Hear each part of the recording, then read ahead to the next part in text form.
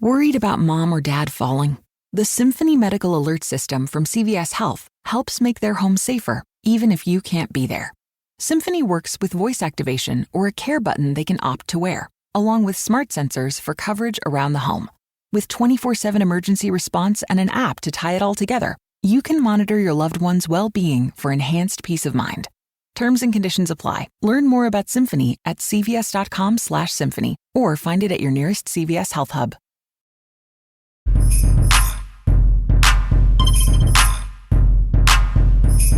All right, we're limping into the second hour of the radio program. Puck and Curtis Crabtree's here in the Redbox Producers booth. We're inside the Keller & Homes of Kirkland studio. Custom home building and remodeling since 1978. Nathan Larson and his family. Give them a call at 425-828-7881 or visit them at kelleranhomes.com. Happy Mask Free Day. Where are you going first? What have you missed the most? I've missed sitting at a bar. Just not going to lie to you. Getting shots of crappy whiskey and Rainier. Playing pull tabs. At the bars. People say, well, pull tabs have always been around. I'm talking about at the bar. At sitting across from the bartender. Talking about the topics of the world. That's what I miss the most. Joining us on the Beacon Plumbing Hotline, what he's missed the most is probably being at T-Mobile Park and showing off his beautiful manicured hair and his beautiful brown eyes. Ladies and gentlemen, after a bit 2 long weeks away from each other, we're back together, canoodling, spooning, holding hands. Spooning, yes. I love a good spooning. Yeah, no question. Either side, either one. Over, under, it doesn't even matter. It just feels good, doesn't it? Yes, it does. I miss my puck. How are you, sir? The most. Yeah. I'm great, and, good news, I'm down at the ballpark Friday and Saturday, my friend, for the first time this year. It's going to be great. Oh, well, congratulations to you guys, and I would say to everyone at Root Sports, and you guys have done just an amazing job of navigating these waters here in the last year and a half. It cannot be easy to do from a production standpoint, and I think from a host standpoint, you guys being all in different areas, not being able to have the broadcasters at the actual games. Right. I think people don't realize just how difficult that is, and until you do it and witness it and see it and experience it yourself, I don't think the average viewer, listener has any idea just how hard that is. I just want to commend you guys and everyone at Root. It's been seamless for how you guys have covered it. You guys haven't skipped a beat. Well, thank you, and that's kind of the goal, to make it look like everything's still the same. And road games have been the biggest challenge, just because we're just at the mercy of the home truck. They call it the world feed, where you just plug in and whatever they show, that's what you get. And we usually get maybe one camera dedicated, for the Mariners reaction shots, the dugout shots, Mariners stuff. Sometimes they forget them. That's why you'll see sometimes you won't have a replay, or you won't show a Mariner after a certain play or something. Those guys forget that. And especially at this minor league ballpark in Buffalo, it's not well lit. It's just it's hard to do a show from there to begin with. And what the guys have been able to figure out and do is, like you said, Puck, it's been great. Our job's pretty simple in studio, but the guys in the truck figuring out these feeds and these cameras and try to make it work and make it look like our regular game have done an awesome job. It's been fun to watch, fun to work with these guys. Now, saying all that, we would love to get back to normal, obviously. Sure. That's not going to happen this year, but, hopefully going forward, we open up and maybe we travel again. Maybe we get our cameras back and kind of, get it back to normal. So for moving forward, though, will the broadcasters just still be calling this action from the ballpark on the road? Yes. So they will still be at T-Mobile Park, calling it off a monitor, which as you know, you get fooled a lot. Sure. I got fooled even last night. I thought a couple of balls were out. I didn't think Ty Francis' home run was a home run, but it just kept going. So it's hard to call it off a monitor, and kudos to the guys being able to do that. Again, I'm going down Friday or Saturday just as a reporter role to do some interviews before and hopefully a walk-off interview. in the event of a win. Our set is still not down in the pen yet. Hopefully that will be coming as T-Mobile Park opens up on Friday 100%. Awesome. Kind of a reopening on Friday. So hopefully we'll get back down there at the ballpark full time. But for now, just we're going to have just kind of reporter shifts that we're going to rotate, and then I get Friday, Saturday. So I'm excited to see the guys. I can't wait to introduce myself to, like fellow Aztec, Ty France. A lot of these guys I still haven't met, Yeah. I think I did an interview, Puck, with him, and it was funny because it was after the game at home, and they're in a little room, and they don't have a monitor. So all they have is my voice. And I'm going on and on about, Ty, it's great to finally talk to you. I'm an Aztec and blah, blah, blah, this. And he's like, okay. And I'm like, hey, I can't wait to meet you. We'll talk. Well, you sound like a stalker is what you sound like. Exactly. Yeah. And then I thought about it. I'm like, I think I came on too strong. I think I might have scared Ty France. I mean, this isn't the gas lamp 21 trying to pick up girls at the bar, Brad. I was down. Hey, I'm on the college TV station, Tracy. You know that? Yeah, you ever see that? Dan McGuire was my first interview. It was awesome. I interviewed Marshall Falk after his 300-yard game. You know that? No, he refused me because I wasn't ESPN. But Dan McGuire, after he got drafted, true story, after he got drafted by the Seahawks, first round, he came on our little campus station, was there with me in studio doing an interview. It was really cool. I enjoyed that. Yeah, Marshall big time me. But that's okay. I mean, that's who whatever. Marshall Falk is, though. He Exactly. has always been that guy. But, Puck, I was down there last weekend. We randomly went down as a family, and my daughter to San Diego was about to be San Diego. Oh, yeah. I love that town. She wanted to see San Diego State. And I said, you know what? Let's go. I have not been on campus, Puck, since I graduated. So really? We go. And I'm driving around in, the new basketball arena. I haven't even seen that. I'm driving around. I don't recognize anything, right? New buildings, new this, that. And the family's like, well, where's this? Where's that? I said, I don't know. And then I see it. Los Ponchos, the taco shop that I frequented, 2 a.m. tacos. It was still there. And so on College Ave. And I said, wait a minute. That's Ponchos. Now I know where I am. And it all came flooding back. It all came back. My fraternity house is gone, but I found the little house where I lived at, and I'm like, this is where I used to ride my bike. This is it. Ponchos is back. This is it. It's the greatest American city. The best thing was during the heat wave, right? I kept, because, I want to move. I either want to move there or Oceanside. I think Oceanside is more kind of my speed. In your van, for sure. Oh, yeah. And so all I do is during this heat wave is I just look at the two temperatures there.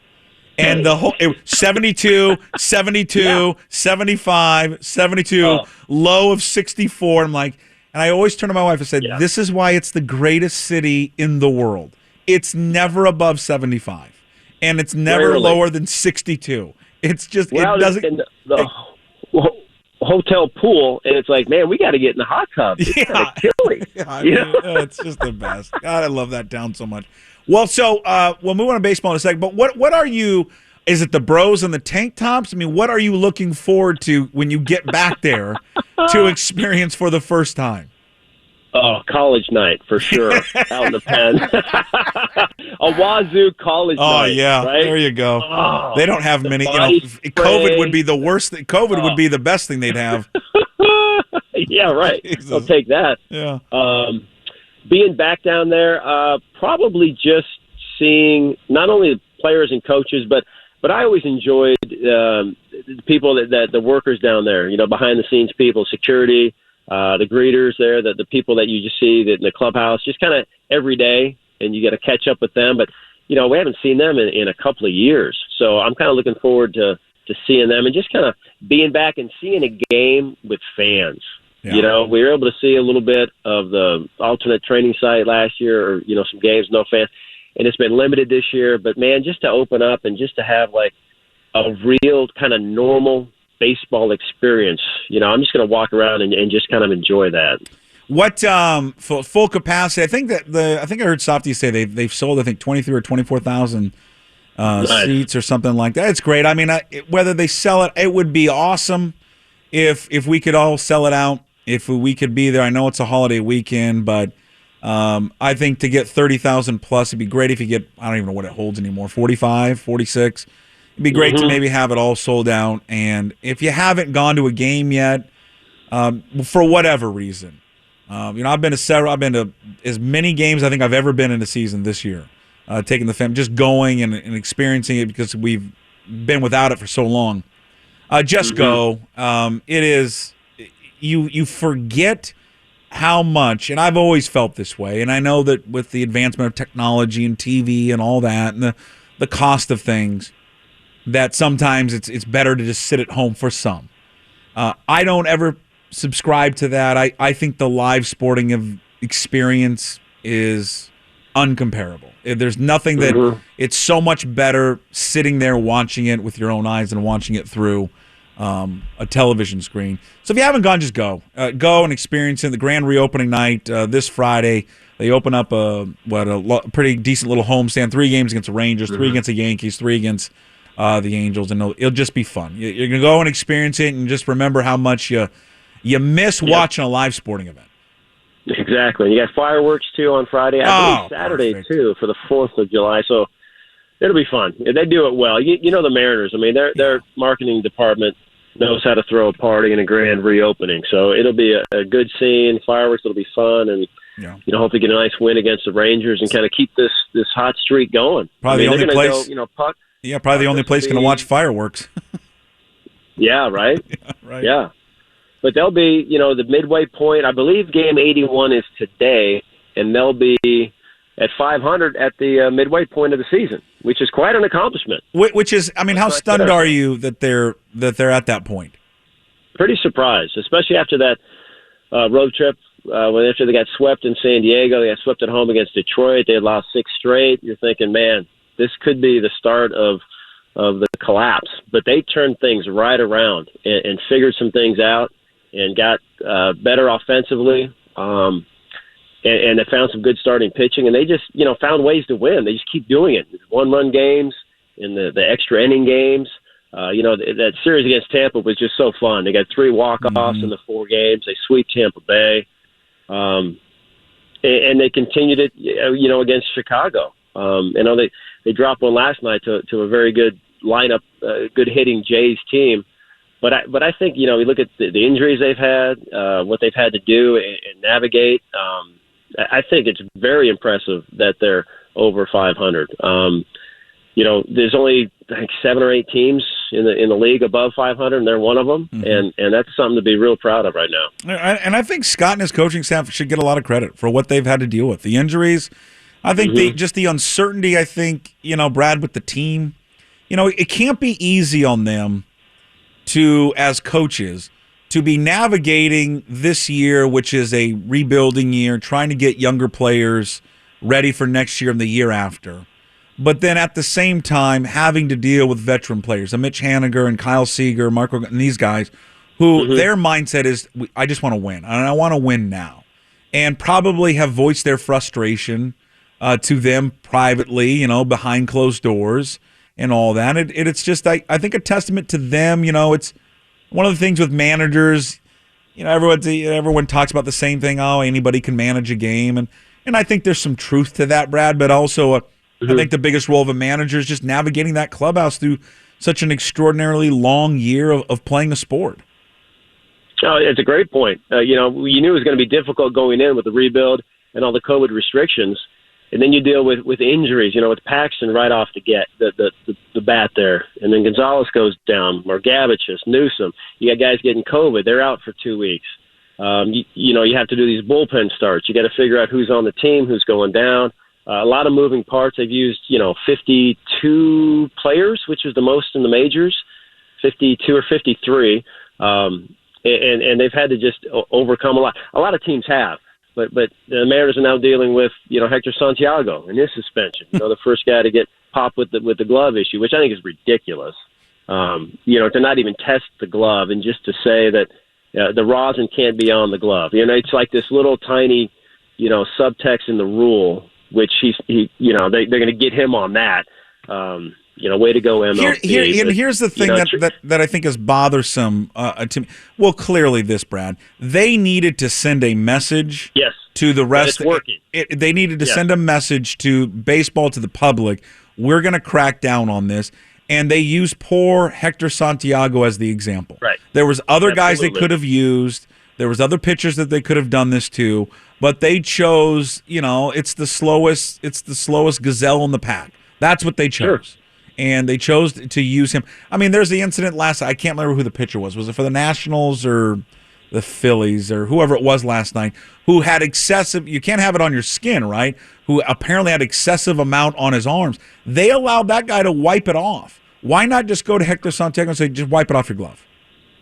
And that tiny little subtext of the rule, the fine print, you can have rosin and I guess sunscreen on your hand, your pitching hand, but not in your glove. Even though rosin is not technically a foreign substance because obviously it's on the mound, but you can't have rosin on your glove. Where are they at with that now? He's appealing it, correct? He's appealing, but I don't think they're not going to overturn you said, it. I mean, MLB, this is an example, right? There's no way that he's going to win the appeal. And I don't know how long it takes, a couple of days to come back. I'm not sure. So he's still eligible to pitch.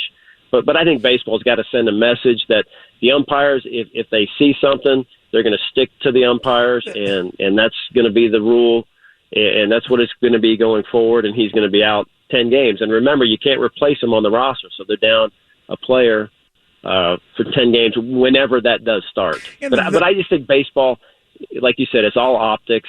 It's, look at us, the spin rates are down, hitting's going to come up, they're scoring more. And this is what's going to happen. If you use rosin or something, we're going to catch the cheaters. So I think they have to do it, and it's too bad for Santiago, who admitted that he did put rosin on the glove, not thinking that that's illegal. Right. I mean, because it's just something that it's rosin. He's like, it's on the mound. Why would it be illegal for me to put it anywhere if it's on the mound?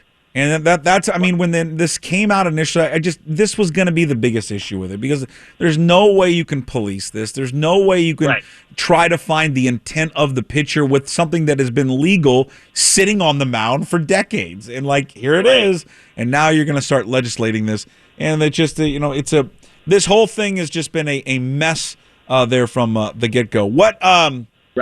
What do you think is the timeline for Kelenic? I mean, he's once again tearing it up down there in Tacoma. He's on a great streak. So is Cal Raleigh. Is this after the break? I mean, are they scared a little bit to bring these guys up or bring him back up because of what happened the first time? I think a couple of things. That's one of them. I think that they want to just have them continue to do well in AAA. I think probably after the break.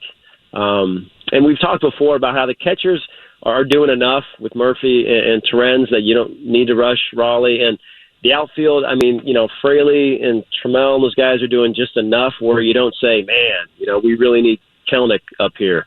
I think it'll be after the break. Jerry Dipoto has said that the second half of the season you're going to see kind of, his guys and the future players, of what you're going to be seeing with the Mariners kind of going forward that second half. He's really kind of pinpointed that time frame to get everybody up here, and you'll see the best Mariners team going forward. So that hearing that and just kind of seeing what the guys are doing and what they're doing at the major league level, I think it will be after the All-Star break. And then, you hope it's better for Kelenic. You're excited about Cal Raleigh. There'll be some more movements coming up in the minors. And then we'll kind of see if they take off in the second half and kind of continue the good play. Yeah, it'll be fun to watch. All right, Brad, great stuff. Have fun this week when you get to go back out there and enjoy yourself over there at T-Mobile. Maybe crush a few Trulies there. Some hard seltzers with the boys down in the pen and relive the college days, like when you were an Aztec. Yes, and I got to talk to Ty a little bit and say, hey, I'm not that much of a stalker, but can I have a hug type of thing, Aztec thing. Give him the Aztec handshake, which is the shocker, probably. All right, on that note, we'll talk to you next week. See you, Brad. All right, thanks, guys. Yep. There he is, Brad Adam, Root Sports, all brought to you by John Howie Steak. Visit them at johnhowiesteak.com. All right, we'll get back into the story. We're talking about the PR disaster that was the Blazers press conference yesterday with Chauncey Billups. You're wondering why are we talking about Portland? Well, part of it is just like, there are ways you handle something And then there's the way that the Blazers handled it yesterday with their PR disaster introducing Chauncey Billups, who had a rape allegation against him back in 1997. How does that tie into Seattle? Well, what came out of it was a story that was republished about the owner of the Blazers, Jody Allen, who just happens to be the owner of your Seattle Seahawks, detailing her own sexual allegations against her from 7 years ago. We'll talk about that story next. Classic Chevy Sugarland, the new classic Chevy Highway 6 at Beechnut is where you want to go for your Silverado truck, for your Tahoe, for your Suburban. They're going to take great care of you. Classic Chevy Sugarland, the new classic Chevy Highway 6 at Beechnut.